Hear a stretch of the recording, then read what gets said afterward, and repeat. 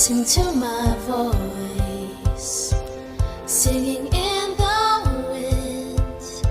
Feel my gentle touch in the golden sunlight. I was born to love. Kiss your tears away, banish all your fears. Fill the world with joy.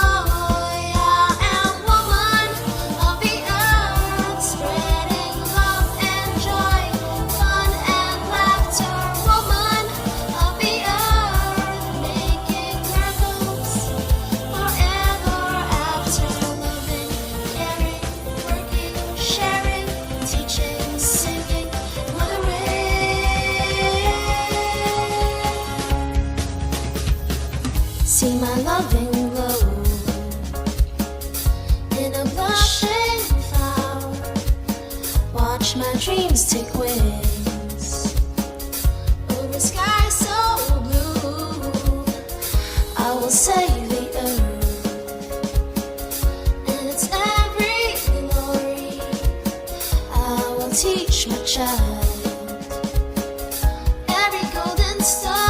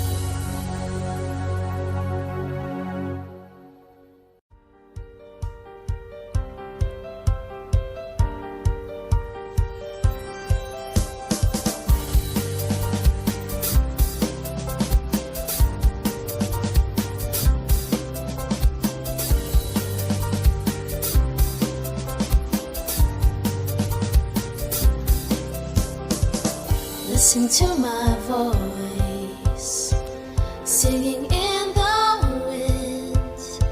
Feel my gentle touch in the golden sunlight. I was born to love. Kiss your tears away, banish all your fears. Fill the world with joy.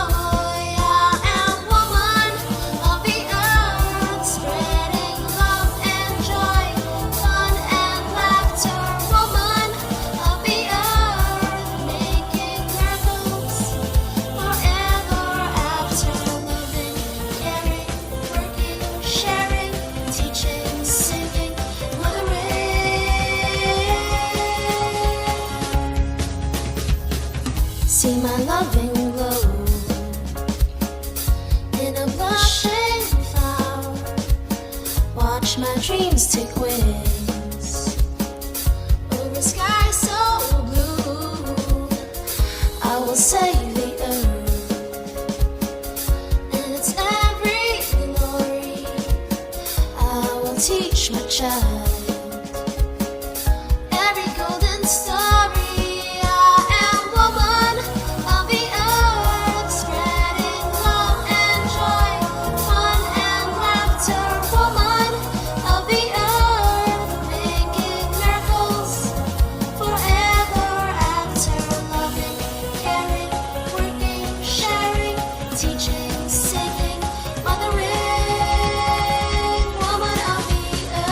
I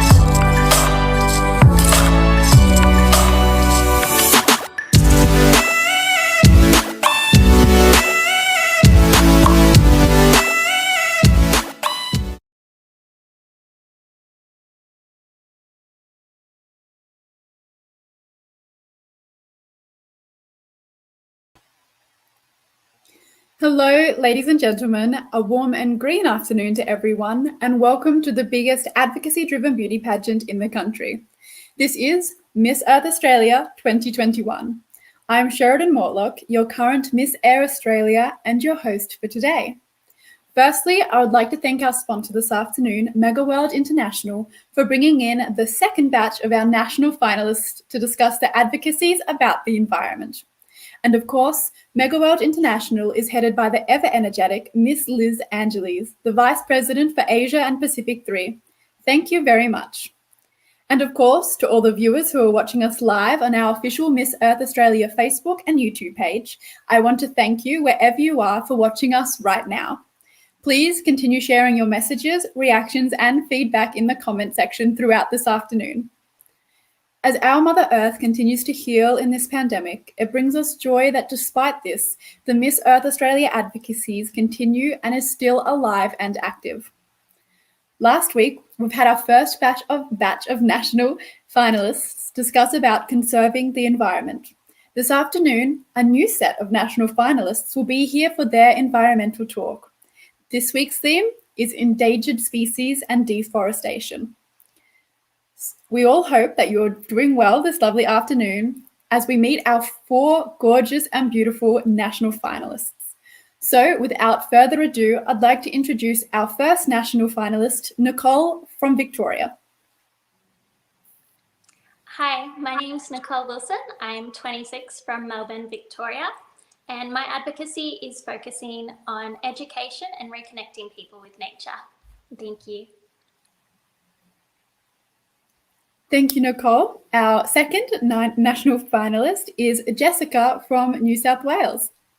Hello, my name is Jessica Marchi. I am 27 and I'm based in Sydney.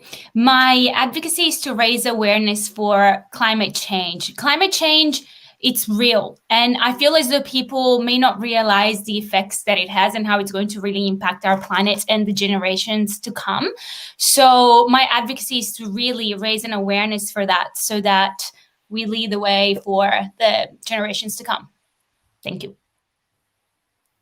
Thank you very much. Our third national finalist this afternoon is Phoebe from New South Wales. Hi everyone, my name is Phoebe Sigiono. I'm from the south of Sydney. I'm just really thankful and honoured to be here today, just so I can share a little bit about myself and what I'm passionate about. So I work in the fashion industry, and that's why I'm very passionate about sustainability, especially fast fashion and how it's really affecting the ecosystems of the earth. Thank you. Thank you, Phoebe. And last but not least, we have our 4th national finalists this afternoon, Angela from Victoria. Hi everyone, my name's Angela. I'm 28 years old and my advocacy is endangered languages. Thank you so much. And to all the viewers who are leaving comments, we've got very exciting comments in the chat. Thank you so much. Please feel free to keep leaving them for the girls. And if you've got any questions, put them in the chat and ask them to the girls throughout the live. So just to get a bit of background on all the girls and why they're here, what their journeys might be, I'd like to ask all of you, what sparked your love for the environment, and then why did you choose to join the Miss Earth Australia pageant? To begin with, I would like to ask Nicole. Thank you. My love for the environment actually started when I was 11 and I wanted to be an environmental lawyer. Then during university, I was asked what is the biggest security threat to us as a society, and automatically I went for the environment. I started entering pageants this year and then I found Miss Earth, and it just combined both my interests. I love pageants and I love protecting the environment and learning about humans' connection to nature. So I loved that this had such an advocacy focus on the environment. Thank you. Thank you so much, Nicole. That's really awesome that as an environmental lawyer, that can really prove just how dedicated and passionate you are about such a subject as the environment.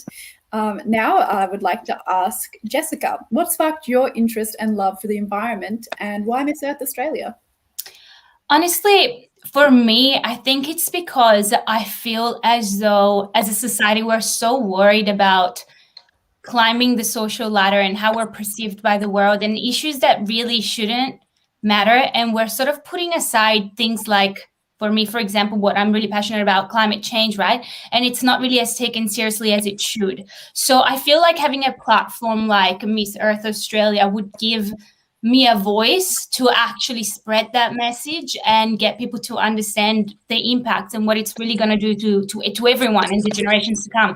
So that's why Miss Earth Australia, and that's also why I'm really passionate about the environment. Yeah, I totally agree with you. There's so much like these days, especially like climbing the social ladder and trying to like get to the top. I think it's really important that we take a step back and look at where our environment currently is and what we can do to maybe climb another ladder to help the climate crisis. And now for what sparked the environment and why Miss Earth Australia question, I'd like to direct this to Phoebe.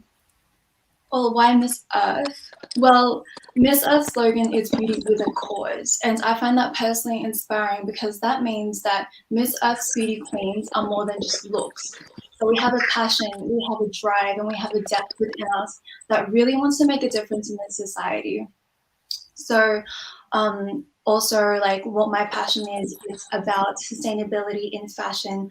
I really believe that I can be that voice and have that platform to really inspire people my age and younger generations to wear the right clothing and to wear more sustainable clothing, because the things that we do, everything that we do, we actually affect the people around us, and not only people, but plants and animals.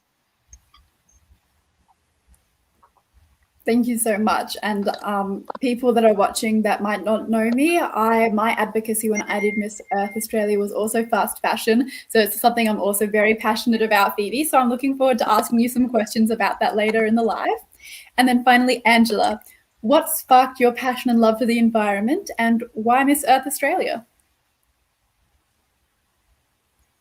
I think for me, I've always grown up wanting to help people and wanting to help society. So I went to uni and I did both a bachelor's and a master's in international relations, and now I work within public service as well. So that desire to give back to the community and to give back to society has always been like a fundamental part of who I am. And so I think Miss Earth Australia works so well with that, because it's about, you know, not only, just as Phoebe said, it's not about just looks, it's about what can we do to give back. And so I think Miss Earth Australia gives a really good platform to raise awareness, but to also ultimately give. Thank you so much, Angela. And yeah, totally agree. And that's so cool that and great that we can, you know, implement these things into our everyday life, and that it's what your career is, which is fantastic. So thank you all for being here today. And we've got some comments already. We've got a question from Kanika, who's another one of our national finalists, who was in our last live. It's about business to reduce deforestation. She asks, I'd love to hear the ladies' perspective on possible incentives for businesses to reduce deforestation. Is there anyone that would like to put their hand up to answer this question? Yes, go ahead, Nikki. I've actually just taken on a business 2 weeks ago that focuses on sustainable denim, and for every purchase we actually plant a tree. So it's helping improve the environment with every purchase. So it's focusing on sustainable fashion because we use recycled plastics to make our fabric, and then we also give back to nature. And I think it's such a great initiative that a lot of businesses are getting on board with, that helps deforestation, because we're putting a tree back into the ground, which is one of the best things you can do. What's the name of this denim? Like, how can people find it? Is it a business you created or that you joined? So I've taken over 80% because they were going to close their doors because of COVID. So it's called Gem Industries at the moment, but it's going to change names soon. Awesome. That's fantastic. That's awesome that you've done that. So Jessica, I see you've got your hand up. Would you like to have a go? Yeah. I was just going to say as well, there's also this other business called Frank Green that also has, basically when you go to check out, you can donate a tree, basically, so that I just wanted to add that on. Yeah, great. And I've seen like even Woolworths and Coles these days sometimes have a little thing at the end of your purchase. Would you like to donate, the equivalent of up to $1 to the Oz Food Harvest and things like that? I'd like to know, do you girls think that that's a effective way of helping these causes, or do you think that most people are going to just click cancel, or is there something better that we can do? Well, I think it's a start, right? I think like it's a step in the right direction. I mean, if we don't do that, then there's absolutely nothing else. But at least this is a good step forward, and then we can only move up from there. Yeah, I agree. Did you have something you wanted to say? Yeah, sorry, just to write up what Jessica said about the tree as well. So in the duration of the pageant, I'm actually going to be fundraising for a charity, and my chosen charity is Worldwide Fund, so short WWF. And what they do, which is really amazing, so it's actually one signature equals one tree planted, sorry. So you don't even need to donate. So if people are short of money, because yes, this lockdown has been really hard for a lot of people, you can donate if you like. They do give you the option to donate money, but you can also just sign your name and your information. And once you enter that, you have planted a tree for, for the forest and for the koalas and for the wildlife animals, which I think is really amazing, because not everything is about money, but we just have to make our own choices and we can do what we can to help with the environment. 100%. I think it's also super important because, like, if there's someone who's really caring about the climate crisis, but they might not have much money to spare, then this is a great way to still be able to do something. So you mentioned that you're going to be raising funds for them. Do you have any ideas on how you're going to do that, and you want to publicize it now? Are you still thinking of what to do in the future? Well, I actually have a few thoughts in mind. Well, because you know how the lockdown is a 5-kilometer radius, which is pretty unfortunate, but that's just what happens, of course. So what I wanted to do originally was baking for a cause. So my talent is baking. I really like baking. I love that. Oh my gosh. Yeah, my family's getting big. Anyway, I wanted to bake brownies, I wanted to bake bread. So baking for a cause, and people can buy off me and hopefully fundraise towards the charity. And this charity not only fundraises for koalas, but also trees, for turtles, and for endangered species, because there are over 86 endangered species and they really need help right now. That's awesome. I'll make sure to keep an eye out to see when I can buy some goodies off you. Awesome. Did anyone else want to add on to the business incentive before I move on, or are we happy to keep going? I'll take that as a yes. We're happy to keep going. Awesome. We're getting some great comments. Sorry, I keep distracting. There's so many coming through. So much support for you ladies. It's going to be a good live. I can just tell. So now onto our topic, which is today, endangered species and deforestation. I would like to know how your particular advocacy is, how does it integrate into it? Does it affect it? Is it something that's not really effective? If it doesn't integrate, if it's not something that is partnered with your advocacy, just tell me something about your advocacy that you just wish that everybody would know. So to start with, on how your advocacy is implemented in endangered species and deforestation, I'd like to ask Angela. Yeah, so for me, my advocacy focuses on endangered languages, and I think it's such a perfect opportunity having this live and discussing endangered species and deforestation, because, we're a species as well. And so much of what happens with us impacts upon the environment, and so much that happens upon the environment impacts us. And sadly, there are, we have 6,000 languages in the world, but sadly, the UN estimates that 40% of them are close to extinction, if not already extinct, and so many Australian Indigenous languages sadly have already become extinct. So I think it's important to recognise that when we're looking at protecting our species and protecting the environment and protecting our planet, that we look at every aspect of things that are endangered and to seek to not only just help them survive, but to ultimately help them thrive. I totally agree. And even in Australia, I was reading the quarterly essay on the coal curse, which was talking all about mining in Australia. And there was a section on Indigenous rights, for example, where our government has vetoed the ability for our Indigenous peoples to stop mines being built on their lands, and then that can further dispossess the Indigenous population here, which puts a strain on it as well. So it's super important. I agree with you, Angela. It's super important that we protect those, because it's not just flora or fauna that we might be harming, but also cultures as well.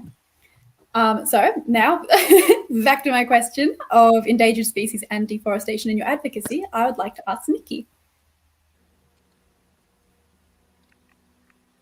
Thank you.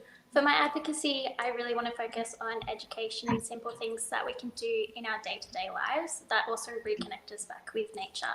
I think as a society, we've really lost our connection with nature, and instead of seeing ourselves as one with nature and part of it, we see ourselves as controlling it.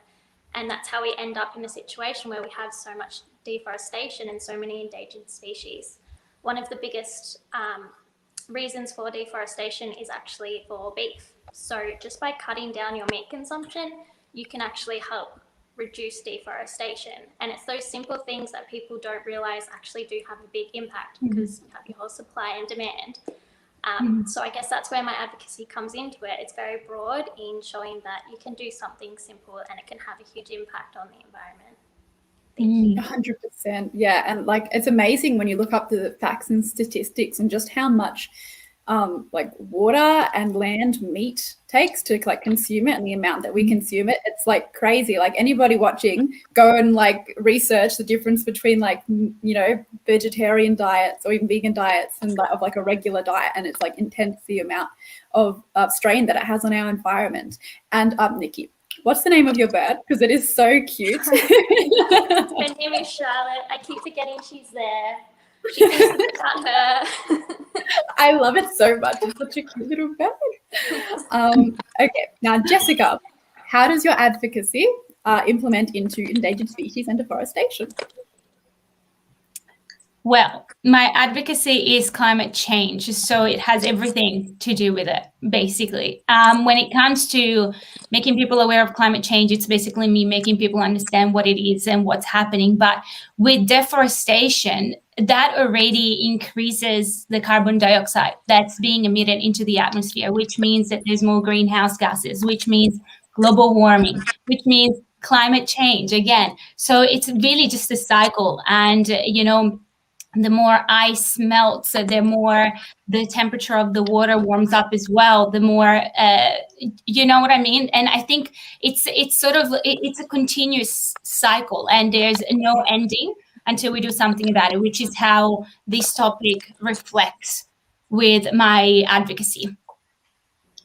Yeah, I totally agree. And another fun fact that I have on the top of my head that I found is that the ocean and water actually absorbs like 80% of our CO2, which is crazy, but also a little bit relieving in that at least, like deforestation is awful, obviously, and it's happening. But as long as we keep our oceans safe as well, then hopefully it will be, it'll be fine. But then we need to talk about like ocean health and overfishing, and that's a whole other can of worms that we can get into later.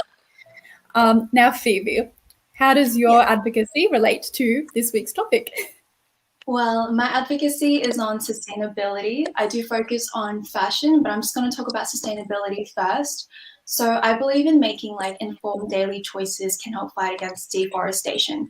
So by using less waste, eating more sustainable foods, just choosing recycled or like certified sustainable wood products. So we can all be part of the movement towards zero deforestation if we make a choice today. And when it comes to endangered species, I think sustainability in fashion, that links up because so many brands kill animals, especially exotic animals, just so people can wear a $40,000 bag, which is insane because personally, you don't need that. So I don't think that's actually in Australia, but worldwide as well. We need to take this globally and just not nationally. So I think that killing endangered species just for looks, I really think that's a vain thing, and that's something that we do have to try and stop. But I praise brands like Stella McCartney that uses vegan leather products and is very like pro animal rights and just pro environment. And we need to be more like that, and we need to support brands that are more like Stella McCartney. Yeah, totally. And like fast fashion, it's really about changing our values, I think, as a society, and like the whole, oh, you can't repeat an outfit as if you would do that. That's crazy, and like just completely shifting from like new, and the constant recycling, oh, not recycling, but more like just renewal of different fashion is something that needs to be talked about, especially the slow fashion movement. And is there any ways that you implement the slowing of fast fashion in your life personally, Phoebe? Yes, can I just say that this is my sister's? So I'm glad that I have two other sisters that I can borrow clothes from. I actually just recently put on my post on Instagram about a slow fashion brand, which is from Indonesia, which is where I'm from. And what they do, they're only a slow fashion brand for people who are watching. It's when it's either made to order or they make a specific amount. So they don't keep pumping out clothes just for the sake of it. So this brand actually makes a specific amount of pieces. And the great thing about this brand is that their pieces actually go towards a safe house in Indonesia, which helps with domestic violence and helps with sexual violence victims. So with a lot of these brands, I think it's very important to support them because there's always a cause behind it. Yeah, and it's very super important. Yeah, I totally agree with you to like support these brands that are trying and putting initiative in, because those are going to be the future brands, hopefully, of the future that will all be shopping at or not shopping at, I guess, secondhand. Yeah. Rams Chari in the comments, this is open to any of you girls, whoever picks it up first, asks, do you have any initiative to combat deforestation? So who would like to have a go? Go, Jessica. I mean, look, we sort of touched based on it earlier as well. Am I? Yes, I am. But I would say planting more trees is step number one, because that will then essentially repopulate the forests in that sense. And then, like we touched base before as well, like Nikki was saying, reducing the consumption of beef, because like she was saying, it's a big factor of why there is deforestation to begin with, to create more land for the farms to have the cows there. So that would be obviously another thing to do. So those are, I think those are the two main ways to do it. Because it's something that we can do as people, specifically the beef as well. Like we can literally say, let's reduce our consumption of beef.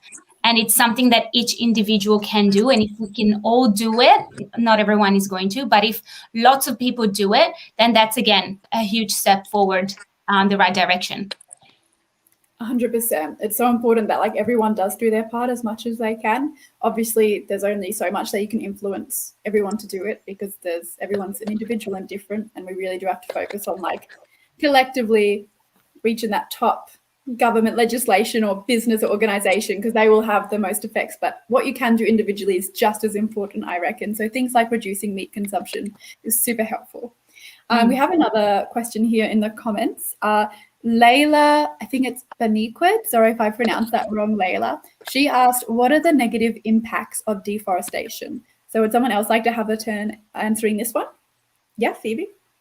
Yeah, the negative impacts. Well, the negative impacts of deforestation, the animals, because I really care for the animals, and let's say koalas, I'm going to talk about the koalas. That's their home, that's their forest home. And every single day, 100,000 trees are being bulldozed every single day across Australia. So can you imagine their homes just being gone? Like, where else are they going to go? So there's a statistic that said that by 2050, if we keep doing this, the koalas in the East Coast states are going to be extinct. So that's something that we really need to make people more aware of, that deforestation is basically for the humans' needs, but we need to be more selfless, and we need to think about the animals' needs and where they're going to go. So I'm going to take it back to my advocacy, which is sustainability and equilibrium. So once we if we do cut down trees, we always have to replace them. Thank you very, very much. You answered that very well. I'm just going to quickly ask Angela a question, because Angela, your advocacy this year is really unique. I haven't heard the languages one before, and I was just wondering really, really briefly if you could help educate or continue on from what you were saying earlier about your advocacy and what it stands for, because I think it's something that most people haven't heard of before. So I'd like to hear more about it just quickly.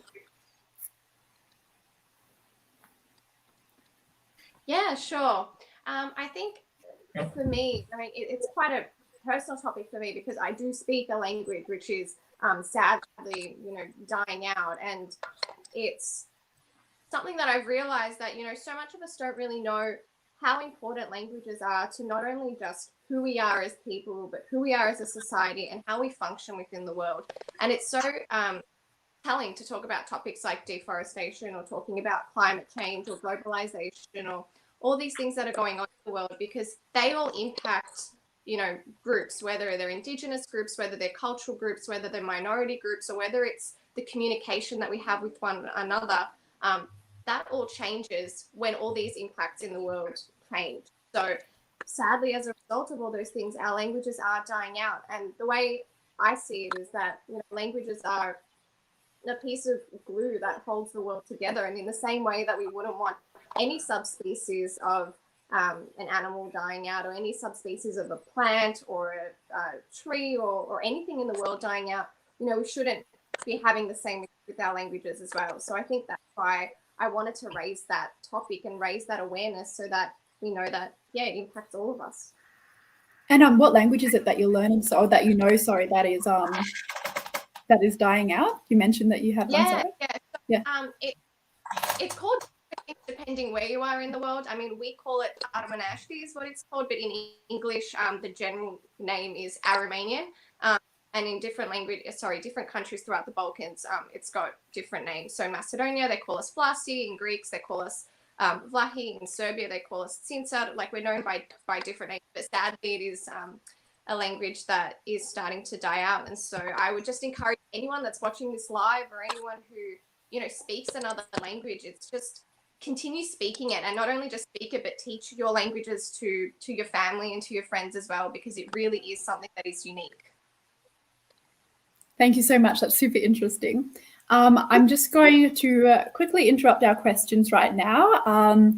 As we are talking about, obviously, environmental impact, endangered species and deforestation, it is very timely that our sponsor this afternoon, Megaworld International, have done activities that creates awareness and preserves the environment.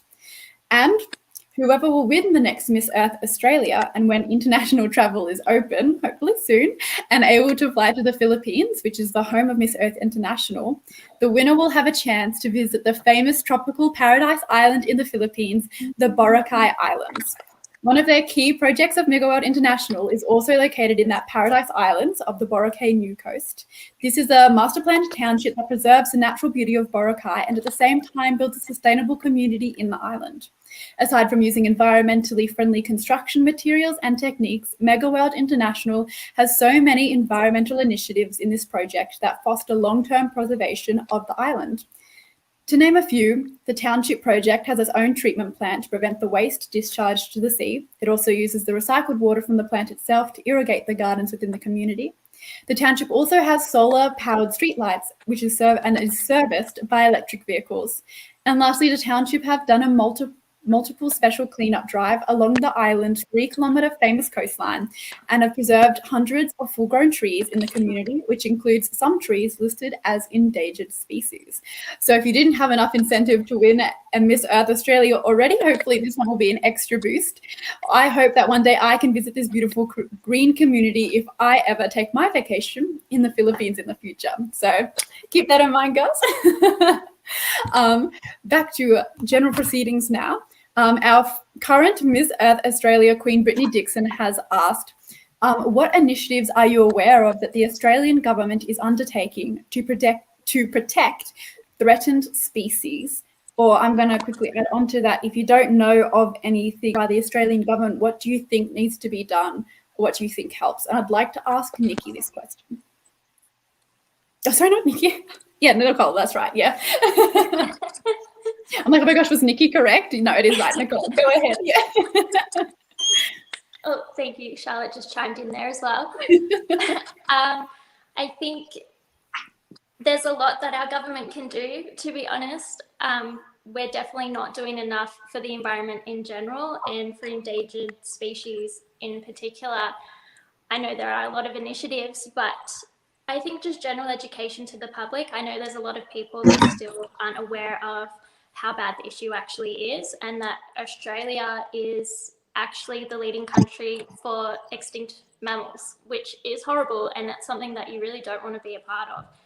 And our government should be more on top of it and should be educating people about it and putting more money into resources and initiatives that will help us, you know, not be named the worst in the world. So there's definitely a lot more they can do. Yeah, definitely not the greatest name that Australia has made for itself, that's for sure. Hopefully we can change that soon. And it's crazy because Australia has one of the most like diverse animals in the like the platypus. What is that? Like such a random animal, right? What do you think could this is open. Oh, never mind. So I've got another question here. I was going to continue on, but people are asking questions, so I'll attend to the people. Giselle Kaya has asked, what can smaller businesses do to positively impact the environment? Is there someone that would like to answer this question? Or I'll just assign it to someone. Well, I feel like we sort of covered that, I think, as well earlier, like with, you know, little incentives at the checkout. You know, businesses like Woolworths is, you know, in terms of the bags, they've removed the plastic bag, even though they're still there. I've noticed people are using different types of bags or bringing your own bag from home, or, you know, the little plastic bags that you used to use to put the vegetables inside. I personally never use them. I don't see the point of it. I can just put my vegetables in my basket. I don't need a little piece of plastic to hold them. But I mean, like little things like that. But then, which again, it comes down to the individual. But in terms of the businesses, yeah, like things like that are definitely steps forward. 100%. I see Phoebe, sorry, you've just got your hand up. Yep, quickly go. With smaller businesses, I'm thinking like cafes and like restaurants. I think just little things, like little changes, like using eco packaging, using cardboard packaging, because if 10 cafes do that, that's actually going to be a lot less waste used. And they can even do like, I'm just thinking like cafes, they can do incentives like if you bring a Cape cup, you can get 20% off your order, like just little fun things like that. What is it? Eco bio utensils. And I think if they change from plastic to no plastic, I think that will make a really big difference as well. Because the first thing we want to do before recycling and before reusing, we want to refuse plastic. So I think what restaurants and like small businesses should do is just refuse anything that affects the environment in a negative way. 100%. But do you think, this is for anyone as well, just going off the top of that, do you think it's up to small businesses themselves to have their own incentive and drive to implement these like zero plastic initiatives and stuff? Because I found a lot of time, I work at a cafe for a small business and they've just opened up, for example, and I find that those sorts of things are generally more expensive, and for businesses just starting to get off the ground, it can be very difficult to try and implement those, even if they are, you know, loving the environment. So do you think that there's something that governments should be doing, in like, or not necessarily governments, but like, should all of the incentive to do that be placed on smaller businesses, or should it be larger businesses, or both? Or what are your thoughts on that? I'd like to ask maybe Nikki, if you've got any thoughts on that. Yeah, I think it can be a bit of both, but I do think the government should also focus, especially in this time when there's already so much pressure on small businesses and small business owners. For example, with my business, I really want to move it onshore, but that's very expensive to find a denim manufacturer onshore, and that means passing on the costs to the customer. So for a small cafe, you know, it might be an easy initiative, but to switch to, you know, biodegradable cups, they're going to be more expensive, and that's going to have to filter through the customer. If the government offered, you know, incentives like grants or some support in a way to move towards that sustainable program, I think that would be really beneficial. Yeah, I totally like. I agree with that. You know, it's hard as well, and it's so. I think we really just we need to change our values as a society to like over, you know, the cheap plastic alternatives that are easy to use into more reusable things, and just as a whole like cultural societal shift, I believe. Angela, I've got a question for you. I wanted to ask you, why do you think that companies or people continue to deforest despite the current climate crisis? Or why, like what we were just talking about, why do you think they still continue to go with like I'm like reading the comments at the same time. Why do you think they continue to do things that harm the climate, even though they know the effects? Like, what do you think is the reason behind that, if that makes sense? Yeah, sure. Look, I don't think that anyone ever, purposely goes out of their way to make the environment a worse place or to make life harder for others. I think it's just a byproduct of the society that we live in at the moment. So I think what it needs is probably just a greater shift amongst all of us. Ultimately, at the end of the day, we can choose who we shop with, we can choose where we shop and what we buy. So I think it's when it's consumer driven and when we change our behaviors, I think businesses ultimately react to that and shift as well. And so I think if we focus on that and probably focus more so on, reforestation rather than putting all of our time and effort into, the deforestation that's going on, but looking at how we can actually recover and repair what we've done, I think that we could, really lead to positive outcomes. Yeah, like what we were saying before, it is all about that and focusing on the positive as well, because I feel like a lot of the times, especially when you're learning about the environment, there's so much negative news around that it's hard to stay motivated when everything feels like doom and gloom. So it's super important to just like take initiative, and if planting a tree makes you feel better, it's also doing better. So try and just staying in that positive mindset. The world's not going to end, it's fine. Together we can do great things. I have another question here from one of our viewers. Giselle Kaya asks, what are some suggestions or actions people can make to entice the greater community to reduce the consumption of beef, etc.? So I'm going to open that one up to any of you girls who would be interested in answering. Phoebe, go ahead. I think there are a few incentives to actually help minimize waste, help minimize beef. I think something that'll be really fun for the younger kids, because it's all about the younger generation in the end, and we have to make a good enough impact so they can follow through and sustain as well. So a little thing that I would probably do is to get the school kids in each community to do a competition to actually make a poster on how we can minimize, waste in the environment, how we can help with deforestation, like eating less meat. And then the winner of the competition can have their poster hung up in school or hung up around the community. Just little things like that, because I think picking up rubbish is of course like very important, but we also need to find also different other like fun and interesting methods to get the younger generation involved and on board. So I think that'll probably be like a fun way that kids can learn. Yeah, and like going off on that, this is also just a question for everyone, but going off of Phoebe's answer to that question, do you think it's more, less, or the same amount of importance to educate the younger generation growing up, or to educate those that might be a bit older and they don't really have any incentive to believe in climate change, or they don't want to think about it, or maybe it's just too much? Okay, so we'll start with Jessica, and then we'll go to Angela. I definitely think that they're both equally as important. So the reason why I say that is because the younger generation is going to be the next one, and they're going to teach their kids and so forth. But it's just as important for the older generation to also know how important it is, because they're the ones that are currently teaching the younger generation. So it needs to be a joint effort, I think, and it's not so much just one or the other. I think it needs to work together and go on like that. Yeah, 100%. And Angela, did you have something you wanted to add to that?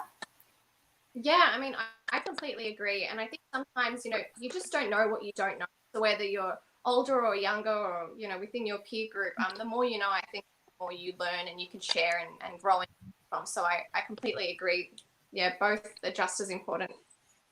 Yeah. Kanika changed the order. Oh, so Kanika has asked again. Kanika, one of our national finalists. So Kanika, she asked, just as a follow-on from that, what can we do to cause change in the older generation's views on climate change? Would you like to answer that one, Nikki? Yeah. I think this is probably one of our biggest struggles. I know personally convincing my mum to change her habits and to eat less meat, she's very much a meat and 3 veg type of person. It's really hard. It's really hard showing her the facts and saying, look, this is what's happening. You've seen the effects. We lived in rural towns because my stepdad was in mining. So we've travelled around Australia and she's seen the effects of flooding, which comes from the deforestation and everything's linked. And I keep telling her, you know, you have to be more conscious of what you're doing and what you're buying. And you have so much choice and power as an individual, as a consumer, to make these changes. And I think she's getting there slowly. The more facts I try to tell her and the more evidence I give her.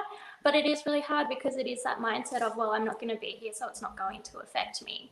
So it's trying to get them to connect. That's the hardest part. Yeah, and connection's so important to like feel. I think that's why I believe it's a really great idea for people to spend more time in nature, even just for like 5 minutes every day, because it really does connect you and make you appreciate how much it's providing us and all that jazz, you know? You can. Yeah, there's a couple more questions, but if you've got something really quickly, I'd love to hear it. Yeah, I just wanted to say, personally, for me, being Italian, beef, for example, has been a big part of my diet growing up. And it's not anymore, and it hasn't been for the past 3 years that I haven't had any. But in terms of like making the older generation understand that, aside from like what Nikki was saying, understanding the impacts of what it's going to have, it's also just like reminding them that, you know, if we don't change something now, you understand that your own grandkids are going to go through this. So I think it's like putting it into a family thing and making them understand that like your actions today could affect your family in the future. And that could be something that's something that I've been trying to do. And, you know, you don't see a change within the day, but it's a constant effort and it's a constant change, because it's years of habits that you're trying to change, you know?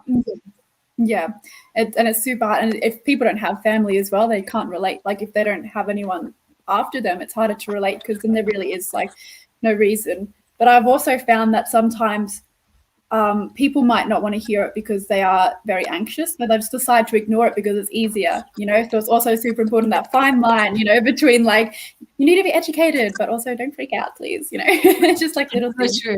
So true. Phoebe. Yeah, it's just a tiny quick comment about also influencing not just the younger generation, like what I said before, because they can easily be taught, but the older generation too. I think in the end, it's up to us to try and just to show, because actions speak louder than words. Instead of just educating them, we have to show them what's better. And in the end, it is all up to them. Hopefully they have an open mind to actually want to hear to what we want to say and also practice what we preach. 100%. Got to follow through on whatever it is you're saying, you know. David Tang has asked a question. He said, how much evidence do we have that biodegradable goods / disposables make a positive impact on the environment? Would somebody like to have a go at this one? Yes.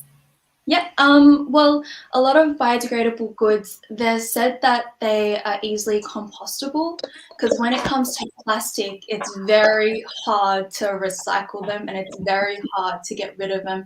Ends up being in landfill. Basically, it's definitely anti-environment. So what a lot of these amazing companies have done, they make biodegradable goods. So it's pretty much in the word, it biodegrades. So yeah, that's why it makes a positive impact, because it doesn't stay with the environment, it goes back to the environment. Does that make sense? So yeah, that's basically the answer. Fantastic. Thank you so much for that answer. Giselle has asked Giselle Kai has asked a really good question again that I would like to ask here in the live. She said, Consumerism is a growing phenomenon and also linked to the lower socio-economic community in terms of fast fashion, fast food, etc. How do we help these communities and not just see this as something the wealthy can change? And then she's also added on another comment that change is harder for those in lower socio-economic circumstances. Angela, would you like to have a go at this one? Yeah, for sure. Look, I think Giselle brings up it is a growing phenomenon, and sadly, there's two sides to the coin here. Where in pursuit of fast fashion and cheaper prices, eventually someone has to pay for that supply chain, and sadly, it does go to these communities that are affected by it and barely get any wages as a result. So, I think the way that we can probably best assist is, again, through our changes and through the things that we do. So whether it is looking at, purchasing from more sustainable brands, looking at purchasing from local brands where they're Australian.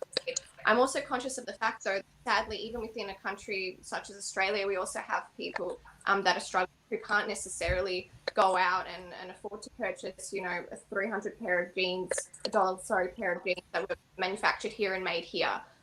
So I think it probably is more so about just the way we treat one another and the way the impact that we have on the decisions that we make. I think ultimately, if we make better choices and purchase things where we can, rather than looking for the cheapest price on everything, then I think that flows through in the supply chain, and hopefully people from lower socioeconomic backgrounds can benefit as a result of that. And I've also found that usually it's the people in lower socioeconomics that are most affected by climate change as well, which is sad to think about, because it's like usually the rich or the people that are comfortable that are producing the most pollution, and then it's just going down, and it's all the whole system. No, I'm kidding. But yeah, 100%. That was a great answer. Thank you. I've got another. I was trying to find it. I just lost it. It was a really good question. Where did it go? Okay, I've lost it. I'm sorry. Oh, here we go. So John Paulo Stisma has asked, do you think people should recycle newspapers? Why or why not? Would you like to have a go, Jessica? I mean, yes. Like, I think the simple answer is absolutely. I think, at the end of the day, it's paper and it can be recycled because it can be reused for other things. So, I mean, I guess it's a very simple answer, but of course, anything that you can recycle, whether it's paper, plastic, or anything, that doesn't have to go to just waste. It can be reused for something else. So absolutely, yes. Let me add a second counter question to this one then, to make it a bit more difficult. It's been shown, especially in Australia, that our recycling industry is not coping with the amount of recycling that it has. And so often it will either illegally dump all of the recycled goods, or until recently send it overseas so that they deal with it. They pay people in other countries to deal with our rubbish. What do you think needs to be done in order to change that? Is there something in mind that you have? Well, we could reduce the waste to begin with. That could be step number one that you can do, again, as an individual in your own household, is reduce waste. So like I was mentioning before, like a little simple step, like not using the little plastic bags at Woolworths, is already reducing that waste. Also, like Phoebe was saying, using a keep cup instead of continuously using those cups that then end up going into the waste. There's like obviously all these steps that each individual can do if they're aware and if they understand what it is that they can do. Because it may seem like a very small change, really, because it's like those little steps. And some people don't do it. Lots of people don't do it still. And it's just something that you can just add to your everyday life, that if a mass of people does it, can make a big difference. And I'm just going to quickly interrupt and add on to that again, going back to Giselle's point, things like the source bulk foods or bulk food stores like that are great initiatives, for example, to stop plastic waste. You bring your own jars, fill it up, etc. But I find it's usually more expensive. So a lot of the times people lower socioeconomic want to do that and reduce their waste as a whole, but they can only buy the cheaper things, and those are always covered in plastic. So what do you think can be done there in terms of individual, like, is it then, do you think, should it be more focused on the individual and what they do, or should it be focused on something else, or a bit in between, those people that can't afford to reduce their waste? Look, I think with people that can't do much to reduce their waste, I think honestly this is when the government should come in, because if with people with a lower socioeconomical status, they should have a little bit more support already from the government, I think, just so that they don't have to make choices that I understand are cheaper options and they're just better because they're cheaper and they can't afford it. So I think really with like that, I think it does come down to like the government being able to help, but also understanding that, I mean, if you want a cup of coffee, for example, like I'm just going to give you the example of a cup of coffee. If you buy a coffee that is already $4, you can afford a $4 coffee. Maybe you can avoid drinking your coffee for 2 days. That's $8, and with $8, you can buy yourself a Kip cup and then go from there, kind of thing. Yeah. Like, I mean, I'm sure there's more ways, but I can't think of them right now. But No, this is sort of what I. Yeah, that's awesome. Thank you so much. Yes, Phoebe, real quickly, we have to. Oh, okay, Phoebe and Angela. Oh, it's all good. Okay, Angela, did you have something really quickly to say before we wrap up this live? Yeah. I was just going to follow on and say, I think ultimately at the end of the day, it's what can you do? You know, each of us has a capacity to do either a little more or a little less, but I think ultimately at the end of the day, it's what can you do to assist? And that's all going to look different for all of us. But as long as we're trying, I think we're on the way there. Yeah. Fantastic. Thank you everyone for joining us for our live today. I'm just going to go around and ask the girls to say a brief closing statement now, just to wrap up the live with final thoughts or anything that you'd like to say before the live ends. So I'd like to start with Nicole. What are your final comments? I actually just want to follow on from what Ange just said about how it can just be something little that you do that will make a big impact, and we all can just do what we can do. You know, if it's just signing a petition or if it's buying a Keep cup, there's so many different things that we can each do. 100%. Thank you so much, Nicole. And then Jessica, what are your final thoughts or comments? Look, something that I want to leave this live with is, I think something, again, really important is just to be aware. Awareness is step number one with everything in life, and being aware that climate change is real is something that I will always advocate. And I just want to say, like, you know, you can still have your aspirations and your goals in life. Don't get me wrong, those are really important, but you know, I have many too. But I also feel like we shouldn't have a tunnel vision and that's all we're focusing on. I think just being aware that climate change is here, it's here to stay unless we do something about it. The future generations are going to also be able to have aspirations and goals. But if we don't do something now, future generations are not going to be able to have aspirations and goals, because the main problem is going to be, how do we save the planet? 100%. Thank you so much, Jessica. And now Phoebe, final thoughts. Well, I just wanted to say a quick thank you to everyone who actually took time out of their day to watch this 1 hour live stream. Like, it's really nice to see all this support and to hear all these comments. Like, I'm sure the other girls are really appreciative as well. I also just want to end with, you know, I think the word environment, it's actually such a broad term, and I believe that every one of us have our own ways in bettering the environment in whatever section it is and whatever it is. Yeah. Thank you very much, Phoebe. And I look forward to trying some of your baking later. That would be amazing. And then Angela, any final comments or thoughts before we wrap up? Yeah, I again just wanted to say thank you for this discussion today. I know I've learned a lot, and I hope that everyone that's watching today has been able to learn a lot and have some tangible things that they can do to make an impact. And it doesn't matter how big it is or how small it is, whatever you can do, you can do. And I think that's the main thing that I'd like to say, wrapping up today. Well, thank you so much for all of our national finalists joining us today for our second round of our Miss Earth Australia Live. And also a thank you to our sponsor this afternoon. Yes, a round of applause. And thank you to our sponsor this afternoon, Megaworld International, and Liz Angeles, Vice President for Asia and Pacific 3. And also a special thank you to Stargazers Production, the license holder and owner of Miss Earth Australia, headed by our lovely and beautiful National Director, Julieta de Leon. Big thank you to all of our viewers today. Your comments and your questions are so engaging, and they're so, we love hearing them, and we love that you're engaged and are wanting to ask these candidates questions. It truly is a big show of support, and we thank you. Speaking of, I invite all of the viewers today to join us next week at the same time, Saturday at 4 p.m. for the very last batch of our Environmental Talk Week. Thank you all for coming. Sorry, I lost my train of thought for a second. Once again, big thank you to everyone that came, and we look forward to seeing you all next week. Thank you so much. Much.